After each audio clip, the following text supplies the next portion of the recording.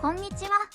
今回は五目並べの2の作り方に焦点を当ててお話ししたいと思います。前回の動画では五目並べの1曲全体におけるコツを紹介しました。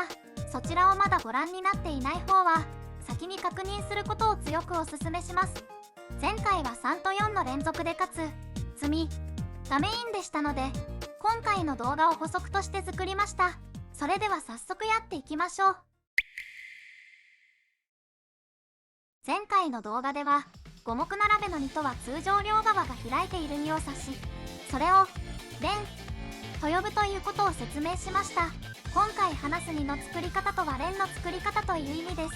以降2とは言わずに連と記載しますのでご了承ください。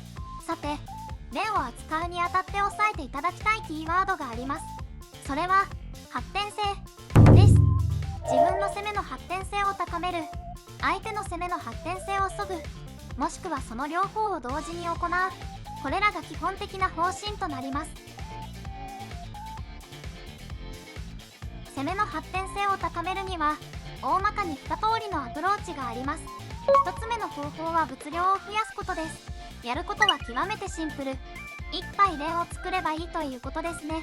一度に2個以上連を作れば大体いい手なのですが、その中でも一般的に良いとされている形が3つあるので紹介します。こちらです。左から矢倉、倉、釘折れと呼びます。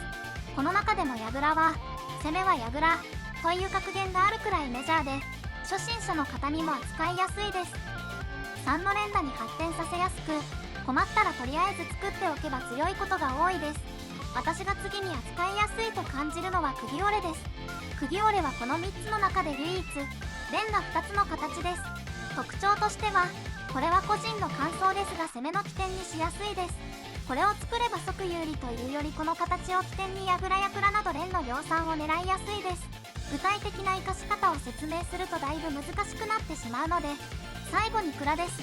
全部個人の感想ですみませんが、3つの中では最も扱いが難しいです。イメージとしては一撃必殺の攻撃です。決まった時の破壊力は絶大ですが、有効打を見極めるのが難しく、また間違えた時の反動が大きくなりがちです。こんなことを言うと界隈の方に怒られそうな気がしますが、個人的にはロマン法です。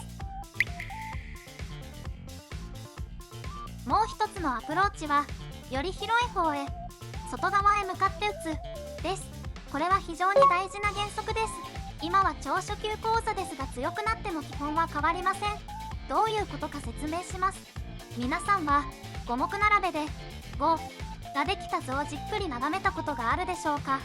実際に見ると分かりやすいと思いますが、結構スペースを取るんですよね。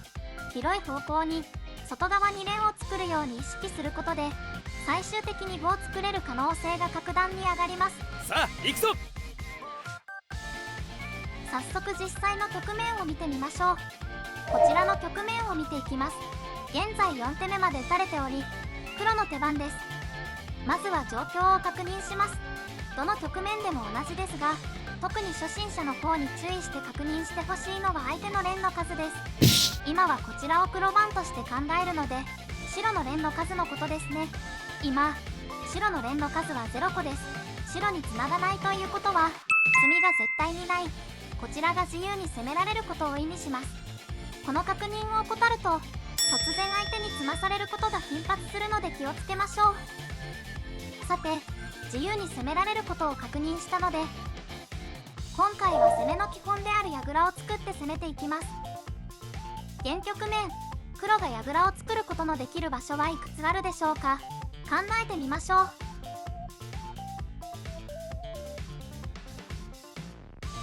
い、正解は ABCD の4箇所です。強いとされている順に記載しました。それぞれがどのような手か少しだけ見てみましょう。まずはこちらの矢倉、攻めは物量と空間が大事だと説明しました。この手によって横と斜めに1つずつ合計2個の連ができています。完璧です。空間はどうでしょうか。白石が左側に配置されているのに対し、白石のいない右側は雄大な形を築きました。こちらも完璧です。五目並べの基本に忠実なセオリー通りの手で、こういう手は大して読まなくても強いことが多いです。懸念点があるとすれば白の次の手の存在です。この動画で説明した考え方を使って次の白の有効打がわかるでしょうか。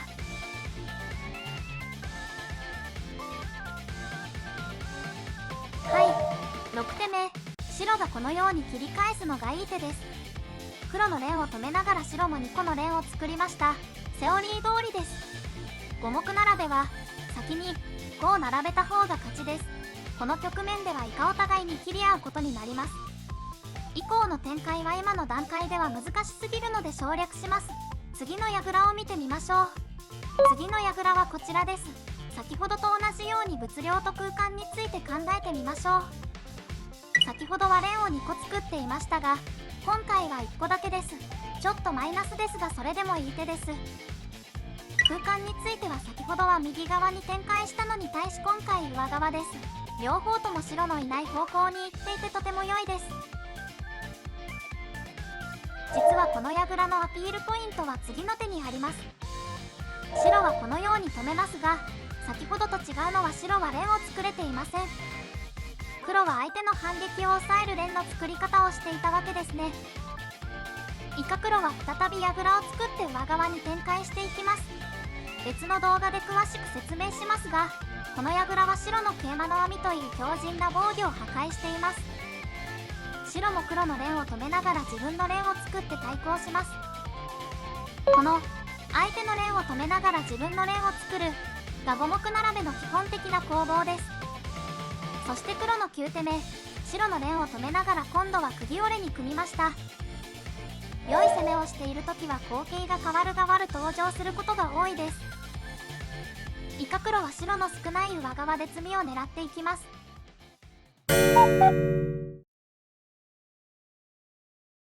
今回は五目並べの連の作り方に焦点を当てて説明しました。私が改めて強調したいことを最後にまとめます。連を作るときに意識するべきキーワードは発展性であること。発展性を高めるには物量、つまり連をいっぱい作ることが大事になります。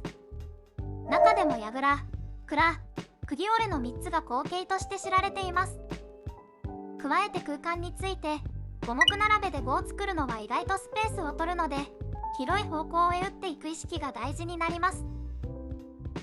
実際の対局ではこの2点を踏まえ、相手の連を止めながら自分の連を作るが基本的な攻防となります。今回動画を作成しながら3の作り方や4の作り方もある方が良いのではと思い至りました。特に3については五目並べの基本にして究極奥義のような側面があるので難しいのですが、初歩的な部分を紹介できればと考えています。